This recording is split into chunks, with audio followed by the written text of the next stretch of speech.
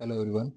Let's proceed on to the part 2 of the chapter Rights of NCRT Political Theory. And before proceeding on to the book, let's summarize what we learned yesterday.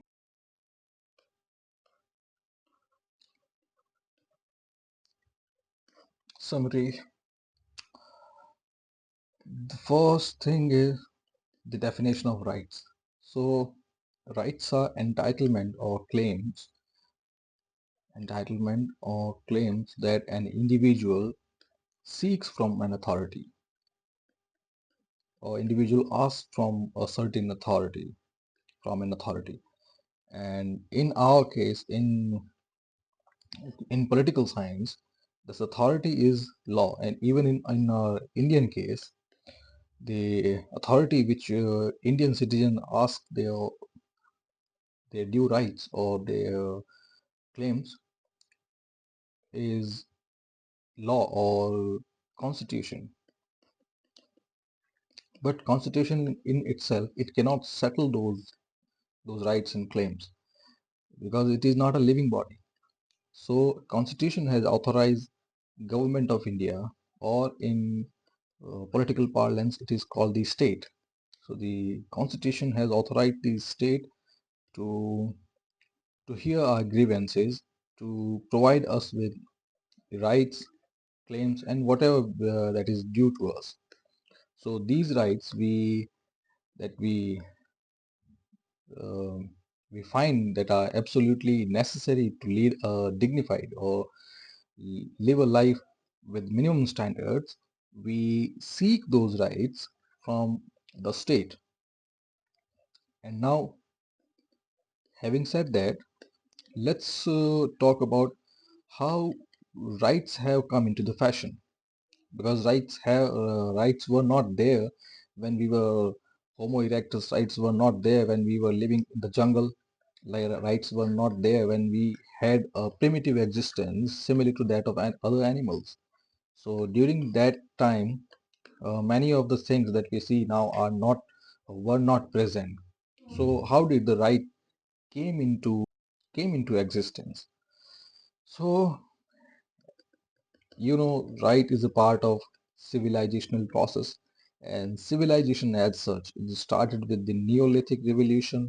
Many of us, many of you, many of the aspirants who are not aware of such technical terms, Neolithic is not but just a name for new stone age that started around 6,000 years ago in certain pockets of the world. And it was called Neolithic because with the onset of this Neolithic age or Neolithic revolution, it was also called Neolithic revolution by many anthropologists and sociologists. And it was called revolution because we, the Homo sapiens, or we, the human species, we started a revolutionary, we started on a revolutionary cultural journey with the onset of Neolithic revolution. And the attributes of that revolutionary cultural journey was domestication of animals, permanent settlement, agriculture, farming practices, tools, and a certain stationary culture. So the sedentary lifestyle or the stationary lifestyle, it started with the Neolithic age. So domestication is to keep pets or keep animals which can be domesticated for purpose such as milk, animal fur, animal hides, meat. So domestication is the use of animals for our purpose. Then comes the settlement. Settlement is staying at one place.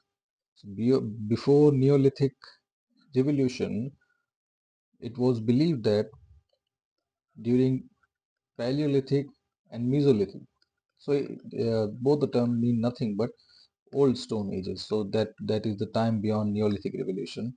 And during that time, we were nomads. So we were nomads and hunter-gatherers, which meant we were roaming around here and there.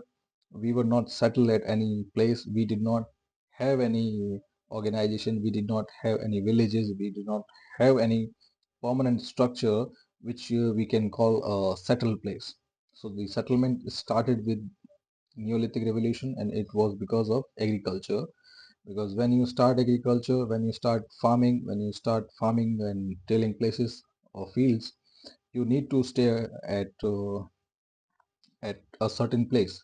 And the use of agriculture and farming, it also ensures that you have continuous supply of food grains, continuous supply of um, other products which ensure our survival.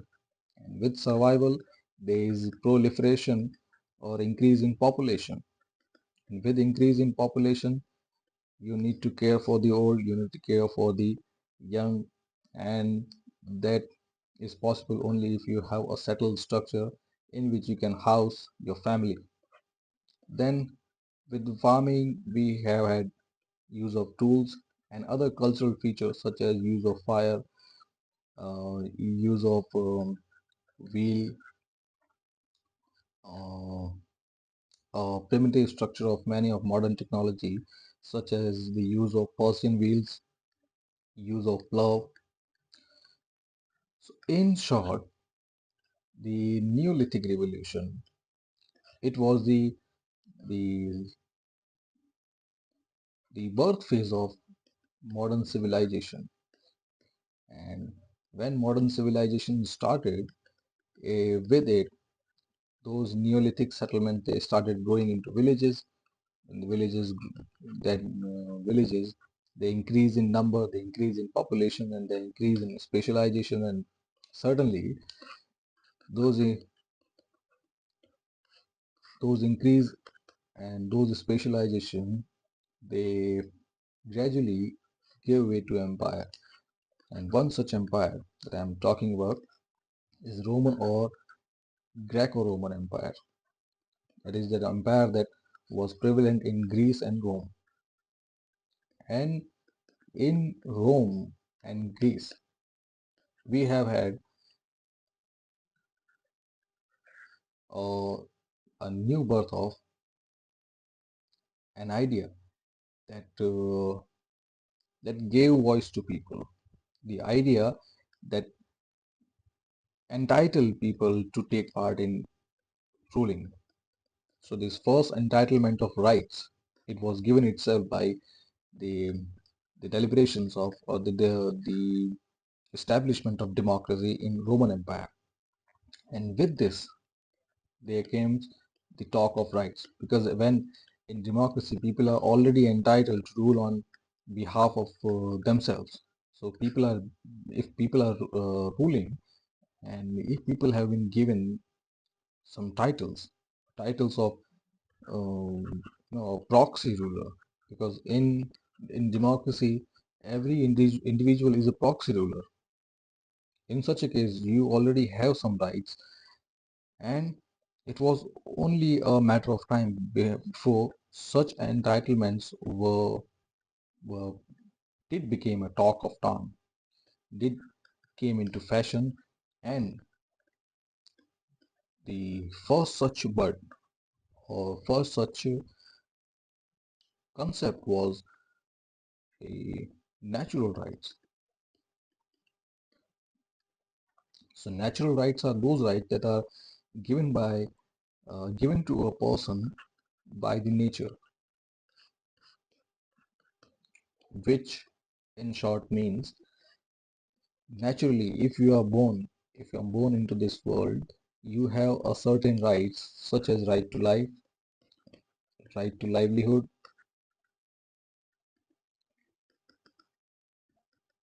This is how the genesis of rights took place, and then those rights they gave way to human rights, and which itself means that we have certain rights because we are human, And as human, we have certain right to live a life of dignity, live a life of dignity or minimum standards of life. This is the crux of human rights, and certainly when this idea of rights, the idea of natural and human rights, it started growing in popularity. It included in its fold many such deprived sections, many such people, many such repressed voices, suppressed voices that have not come into mainstream by now. But since the popularity started growing, everybody started asking for every different section, every suppressed and oppressed section. They started asking for their rights, and many such recent entry, such as women have been given the right to vote and contest an election. The, the historically oppressed people in case of India, minorities, not only in our country but many other countries, the racially segregated people, such as in European countries, the former slaves, and in present times, the the community that has been asking their rights, their due rights, LGBTQ, the climate refugees that have we talked yesterday, climate refugees, and the persecuted people. Those are those sections of people that are being persecuted because of war or climate change or terrorism or any other such interrelated or combinations of reasons. Now let's proceed on to NCRT. Now let's talk about the kind of rights that exist in political dictionary. The first one is our political rights, and these are the rights that are given to people to participate in the political process, and that includes the right to vote and right to choose elected representatives and even right to contest election, and that also include right to form political parties or join them. So all these group of rights, they belong to political rights that help in taking a healthy part or taking an active part in political process. And these rights, they are supplemented by civil liberties. Civil liberty, it means civil freedom. So unless civil freedom is given to citizens and people, they cannot be freely participate in political process. And such civil liberties refer to right to free and fair trial. It means if you speak against a certain uh, person that is holding a public office, and if you expose certain wrongdoing, but if you have not been granted civil freedom, what is going to happen is that you will be arrested, and the person holding power, he or she has the power to refuse a free and fair trial. So in the absence of which, the political process, it will not be complete, or it will not be open and active. In such a case, the civil liberties comes at a rescue. Right to free and fair trial, that will mean if you are exposing something or if you are speaking the right thing, you will be you will be acquitted. And the next comes the right to express one's view freely. That is free speech, which is also necessary for a healthy democratic and political process. If you can speak freely, and if the government you are in, if the country you are in, it allows you to speak freely, it comes with two caveats. At first, it enhances the democratic process, because free speech is the cornerstone of democracy. Unless people are given the right to speak, people are given the right to point the wrongdoings.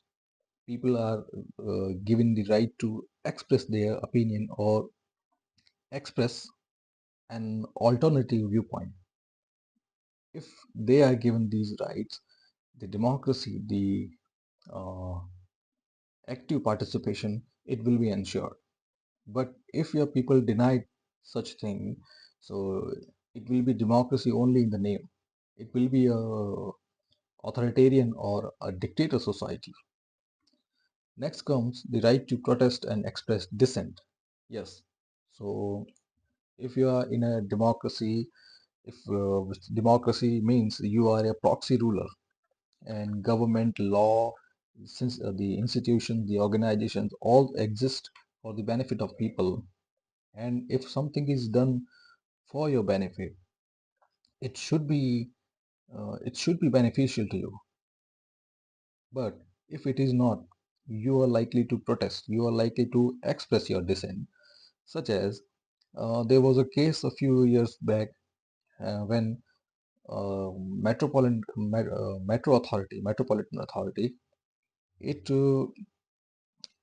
it granted a tender, a contract to a certain metro company to cut down trees to, or clear a heavily forested area in Mumbai. Uh, s- yeah, it was Mumbai. So now the area I am talking about, the forested area, it forms uh, the lungs of Mumbai metropolitan. So people protested against it. They protested against the clearance of forest, and having done it, the contract was cancelled. In the same way, if something is being done which is not beneficial to people in short or the long term, people should have the right to express their displeasure. People should have a right to dissent, or yes, dissent is nothing but expressing displeasure or discomfort on the actions and policy actions and decisions of those who are in power. So collectively, civil liberty and political rights form the basis of democratic system of government. This is an important facet. This is an important line. Yes, freedom and political rights both are the cornerstone. Both are the platform upon which a democracy can stand upon. And then the political rights contribute to it by making the government accountable. Yes, the government or the state, it is accountable to people. As I already expressed it a lot of time, that we are the proxy rulers. People are the proxy rulers, and law, the constitution, it is not something something of a God-given thing. Law has been made by us. We, the people of India, we have made the law, and it is our discretion. It is our prerogative to either accept it, to amend it, or destroy it. So law exists for our benefit, and the state or the government, it is the authority that has been sanctioned by the law to work for our benefit or to run this country. So the state is accountable to us, the government is accountable to us, and we hold the government accountable by using this, by employing these political rights. Yes, and the next line, political rights contribute to it by making the government accountable to people by giving greater importance to concerns of individuals over that of rulers. Yes, the state is an authority that works for people, authority that works for the concerns of individual, and the concerns of rulers. I would not use the term rulers. It may have been mentioned here um, to signify public office holders. It means the government persons or government servants, public servants, both. political and permanent executive. So here the rulers that is being talked about, it refers to public servants or those holding the public offices. So the concerns of them, yes, the state has uh, a revenue stream. We pay taxes. So the upkeep, the maintenance, the facilities, it has been given to all those who are holding public office, all those who are working for the concerns of us. But other than that, their comfort would not be taken into account. The state exists for the concerns of individual. However, our rights of political participation can only be exercised fully when our basic needs. Yes, here comes the another irony that political rights would not matter if you do not have food or shelter, or if you do not have access to basic amenities. So the thing here is that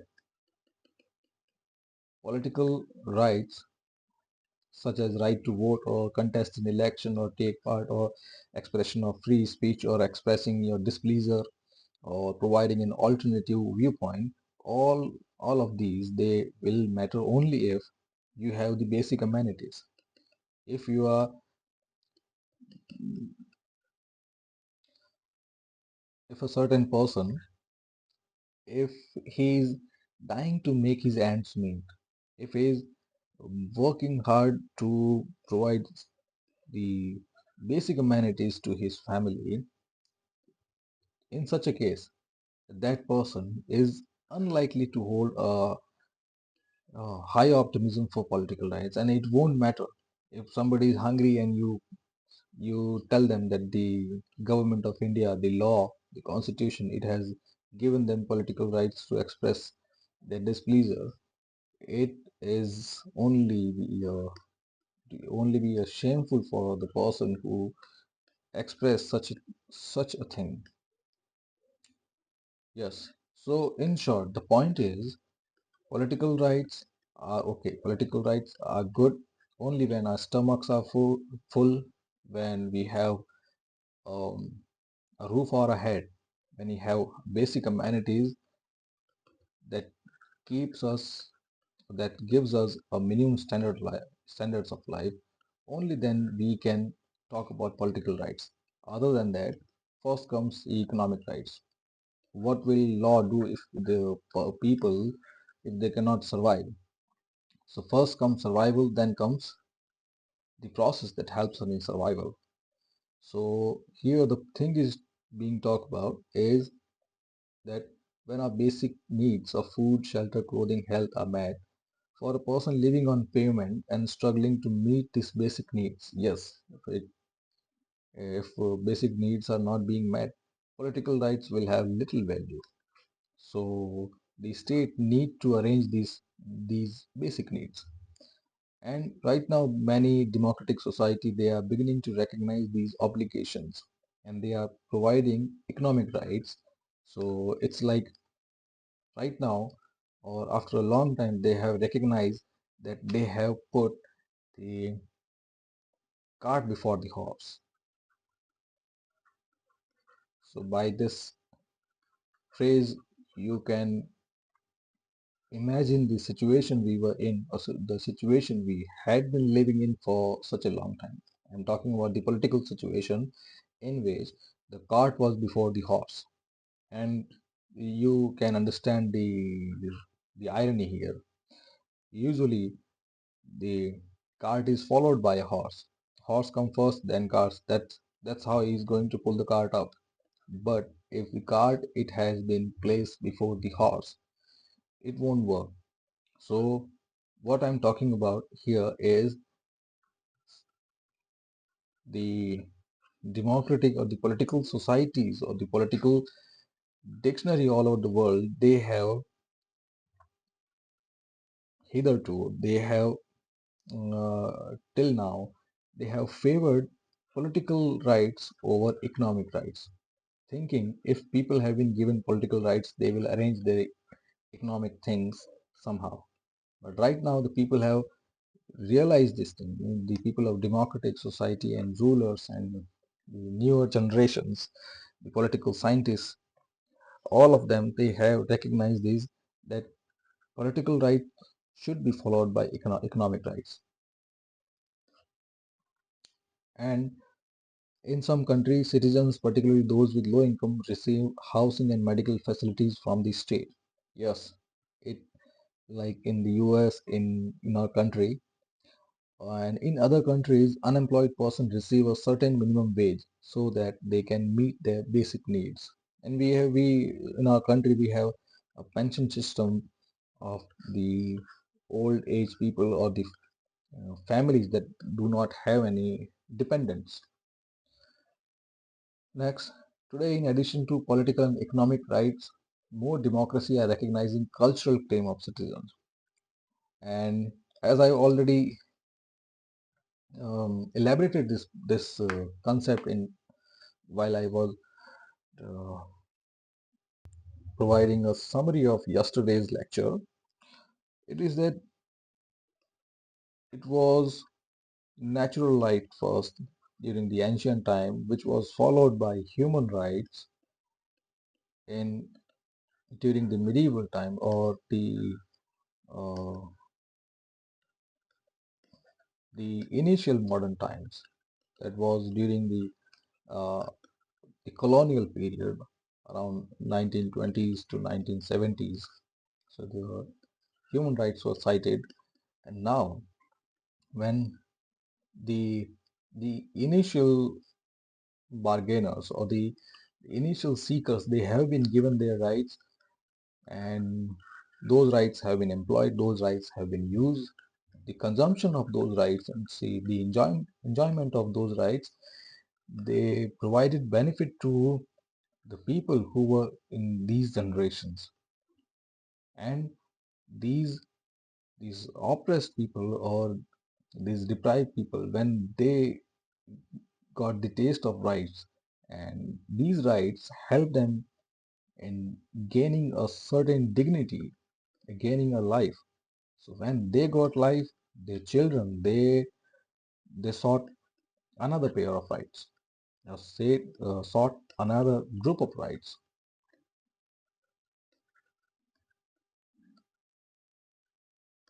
uh, like exponential growth. In short, it means that if you provide basic rights, and the basic rights were enjoyed by people, so these rights are going to give us a fruitful results, or better results. So by the results, a whole new generation would come.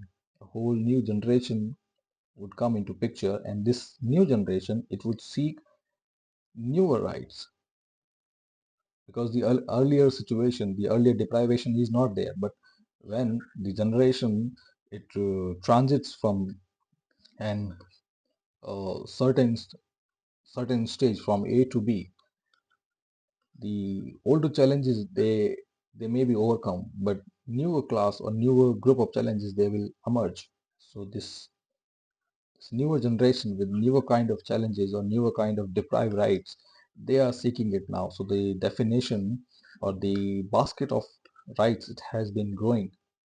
So the newer rights that we see now are the cultural rights, such as the rights of the indigenous people. Indigenous people are those people who are living in a particular territory for a long time in our country, such as we know them by such as people called by name Adivasis. So Adivasi, it literally means people who have been living eternally, the eternal dwellers. It is the literal meaning of this term. So these eternal dwellers, which have been clubbed into scheduled tribes, these indigenous people, they have their own rights. You might have heard about the communities that are living in Andaman and Nicobar Island, such as Jarawa, Centenaries, Onge, Shompens. These are the communities that are still living in their primitive lifestyle, a lifestyle that we have left some 3000 or 4000 years ago. So you can see it in this way, that some people in metropolitans such as Delhi and Mumbai, they are living a life of high class technology, a tech led life that is run by AI, machine learning, nanotechnology, and just a few hundred kilometers from it, there is a section, there is a place called Andaman and Nicobar where certain tribes live which are still living 4000 years back. So in just these hundreds of kilometers, you say 900 kilometers of difference between Mumbai and Andaman and Nicobar, and we have a 4000 years of cultural difference between them. But the point was, these indigenous communities, they they have lived here. They they belong to a group of ancestors that first arrived in our country, and they should be allowed to live on their own. They should be allowed to live in peace.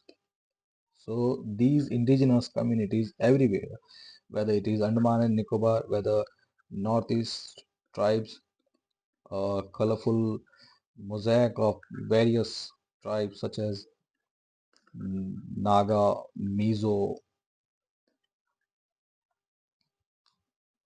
Maiti, Kuki, Khasi, and many such.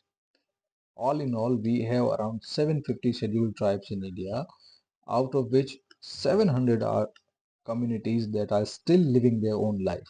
And these indigenous communities, these tribes, they should be allowed to live on their own.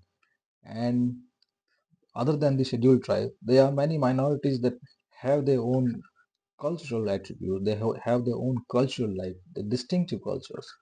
And we should not be we should not try to impose anything on them. The distinction should be allowed to be preserved. And unless this diversity is preserved, few years from now, what we are going to have is nothing but a white slate that we are not going to like. Without diversity, there won't be life, there won't be any evolution. So evolution, the concept, it works on diversity, it work for and by diversity. Now coming back to our topic,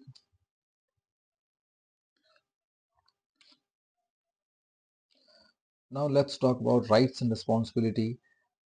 So rights are the claims or the entitlements that we seek from the state, and these rights puts obligation upon the state to act in a certain way. And this action of the state, it is for the benefit of people. But there are also such obligations on us. There are also a group of responsibility upon us, which is first, these rights, they compel us to think not just for our own personal needs, but also defend the good of all. So we have to keep this welfare thing in mind, or you may recall the John Rawls' veil of ignorance, which says, yes, we if we want a fair society, if we want a rational future, if we want minimum standards for our children or the future generation, we need to have a welfareist approach, an approach by which we can draw a future in which even our worst of situation, or the children, our children that are in worst of situation, they are going to have certain minimum dignity for them and certain minimum standards of life available to them. So if we have rights, we should think about others as well. And this is thinking about others, it is not just about humans, it is also thinking about the atmosphere, the environment we live in. So protecting the ozone layer, minimizing air and water pollution, maintaining the green cover, and planting new trees, and preventing cutting down of trees. So these These are environmental responsibilities which we need to keep in our mind. And you might have heard about it, the civil service aspirant. They are all already aware about the United Nations Framework Convention on Climate Change, the UN meeting on climate change. That I would say the UN meet on climate change. Then that is going on for 30 years without any fruitful results. And many environmental scientists they have pointed that the Earth's overall the temperature it needs to be kept around 15 degrees centigrade. That is an optimum Goldilocks temperature for healthy living or reasonable living. So this optimum temperature needed to be maintained, but for 30 years, even after all these talks, the temperature it has breached by 2 degree and reached 17 degrees centigrade. And for 30 years, we are still talking about talking to keep the temperature increase by 1.5 degrees centigrade, which in sense it means for 30 years we have been talking, we have been debating about the methods to keep the temperature limited up to 16.5 degree centigrade. Sorry, 16.5 degree centigrade. But while we were busy in this talking and discussion, the temperature it has already breached to 17 degrees centigrade. The world has warmed by 2 degrees centigrade, and now it is on a track to reach increase by 3 degrees centigrade, or by a few years this temperature is going to increase 18 degree to 20 degrees centigrade. If the temperature of earth increase by this margin, uh, I'm not going to be the first person to highlight the risk of breaching the optimum temperature by 1.5 degrees centigrade. You, the civil services aspirant, they might have read about it in the Hindu newspaper or in Indian Express or in many magazines or down to earth. You have many such authoritative authoritative sources, which which they highlight that 1.5 degrees centigrade increase is not healthy. But what I'm saying is we have already breached it. We have already crossed the threshold, and now we are 2 degree warmer. And before the talks keep going, the COP 29 or 30, I don't know which one is going right now, but if we keep talking like this, it is it is a no-brainer thing to assume that the temperature is likely to increase by a few more degrees. And if the temperature increases by this much margin, we have a scary future. So this chapter it is nudging us to take care of the environment we are in, and this take care of the common good that need protection, not only for us but for the future generation that are likely to inherit this world from us. So if we are giving if we are inheriting a world to our generations that is belonging to us, we need to provide a safer, we need to provide a cleaner, we need to provide a less warmer world to them.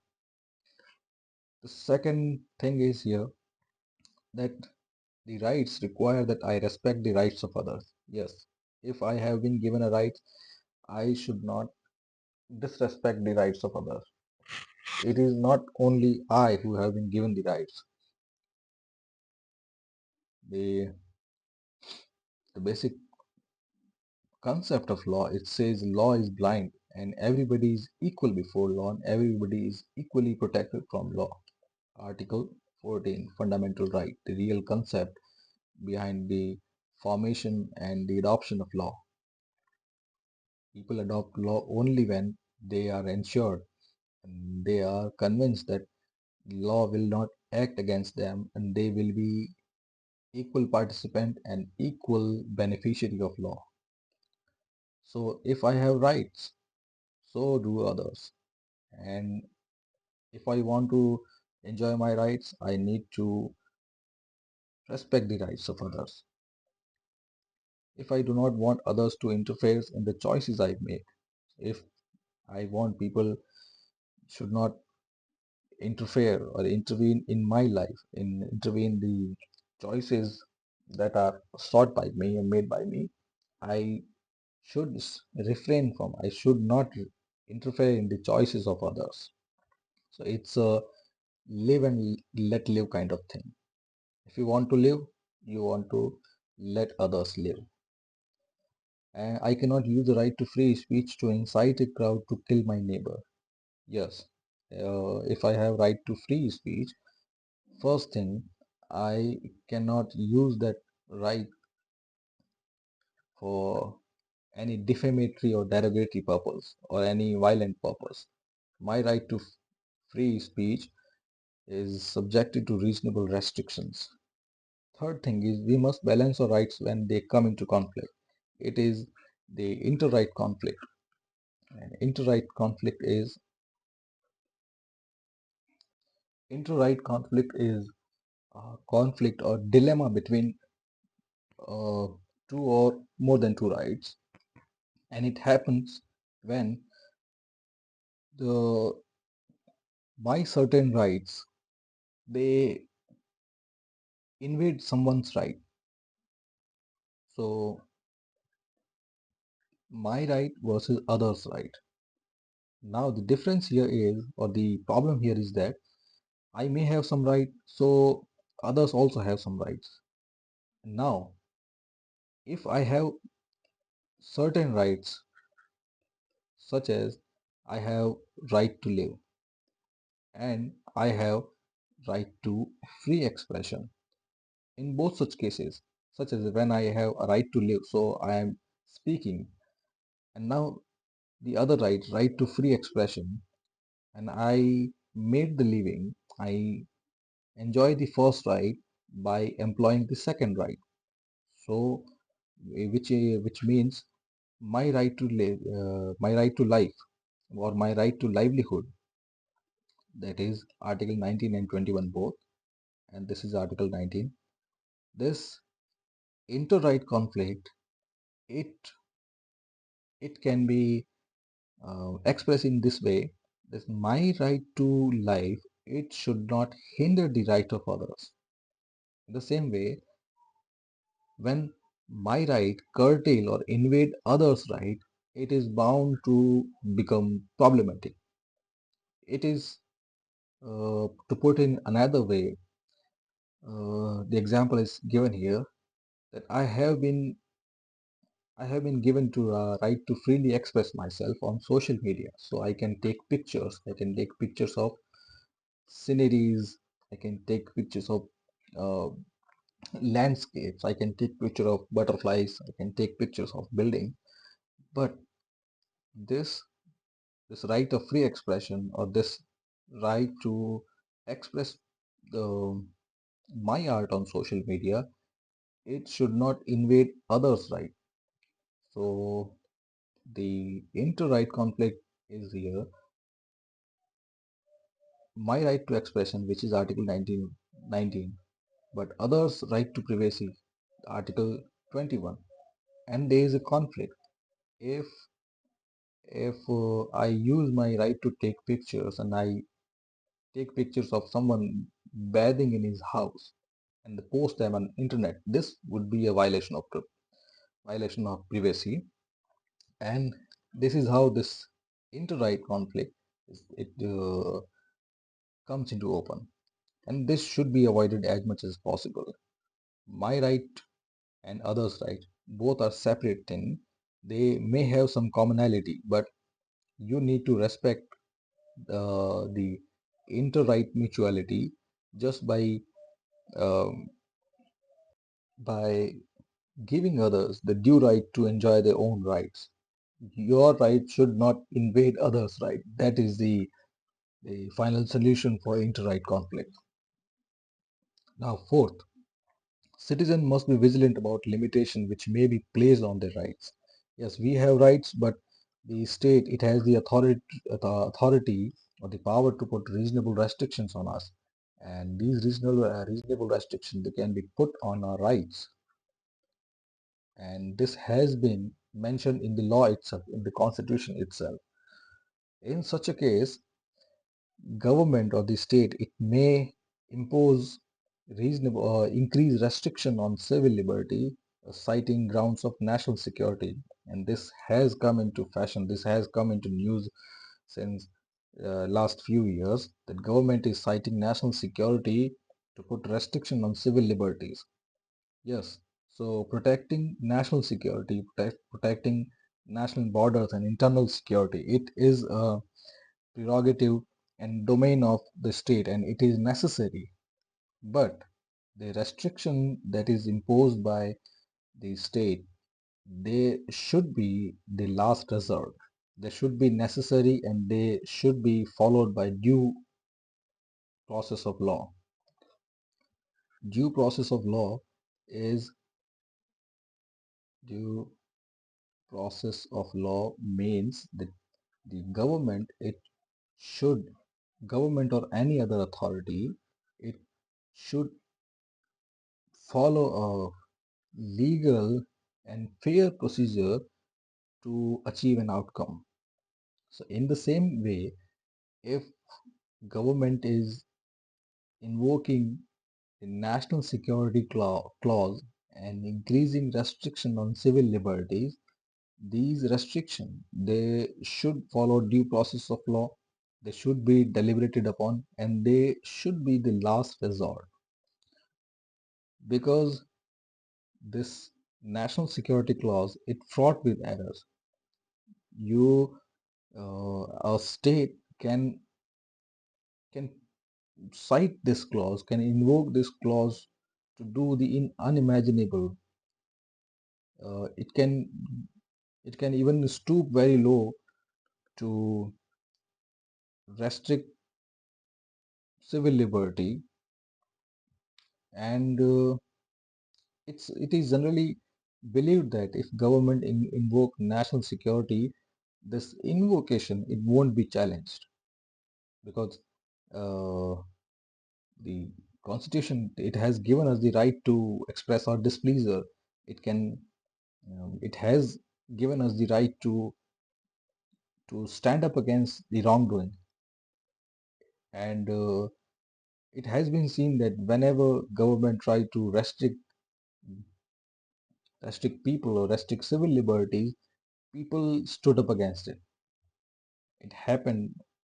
But the recent maneuver, the recent this strategic maneuver of that is employed by government of invoking national security clause, now the process has become tedious, because citizens, they are not ready, and citizens, they do not have the avenue uh, to handle this thing. They do not know how to express their displeasure against the invocation of national security. What are they going to do? How are they going to approach the judiciary? How are they going to protest against it when the government says, we are arresting you, we are restricting your civil rights because of national security? So first thing, it becomes a social dilemma, because if people protest it, if people protect such restriction of liberty on grounds of national security, they are likely to be called an outsider, someone who does not care about national security. So um, people, they do not usually go against the national security thing, because they will be called group haters. since the national security itself, it is a group thing. uh, the government, if talking about national security, it is talking about everyone. So, and which is important, everybody thinks that the government has the authority, the manpower, the military and the technical resources to protect the national borders, both the external and internal security. But if the government is citing such a clause, it means the government has the say, the government has the uh, technical know-how. And if a person try to protest against it, the others, the others in the society, they are likely to uh, blame that person. They are likely to, outcast that person, uh, calling him a group hater or an outsider or somebody who hates national security or somebody who does not care about uh, the security of all Indians. So this is strategic uh, tact, or this is strategic game that has been played recently. This is not a good thing. Then the question comes, but at what point could the restriction imposed as necessary for security? Yes, should a country facing the threats of terrorist bombing be allowed to curtail the liberty?